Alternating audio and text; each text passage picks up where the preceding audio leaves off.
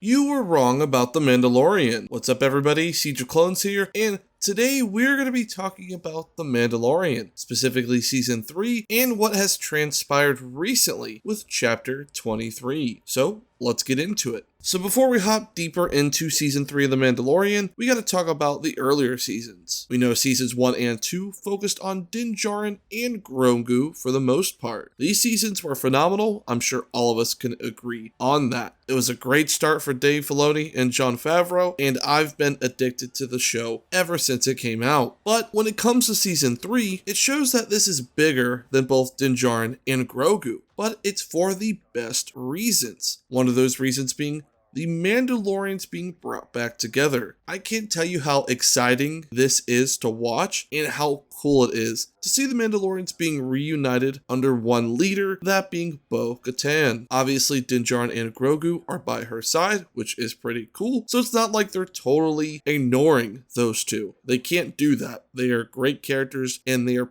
pivotal to the story. Another great reason is to reclaim their home, Mandalore. I gotta say, Mandalore is an amazing place. If you watch Star Wars The Clone Wars, you know how great Mandalore used to look before the Empire bombed it. Seeing the Mandalorians come together to reclaim their home is a great storyline, and I love where things are headed for the future of the Mandalorians and company. When it comes to the latest chapter in The Mandalorian, Chapter 23, it has made the journey of the entire show worth it and more. I know people at the beginning didn't like the show, Season 3 to be specific, saying it was slow or there was little focus on Din Djarin and Grogu. As I said, this show has become bigger than the both of them. They are still pivotal parts of the show going forward, and we've seen that with this latest episode. And I know you keep hearing me say this is bigger than the both of them, but it's true because Dave Filoni's movie is going to connect all these shows and storylines together, which is going to be exciting. Diving deeper into that, Filoni's movie is going to focus on the New Republic and close out the interconnected stories that are told in the series, including The Mandalorian, as we're talking about, the Book of Boba Fett, Ahsoka, as well as the animated Star Wars series, including the Clone Wars and Rebels. I'll be honest, I like to think that this includes Bad Batch as well, but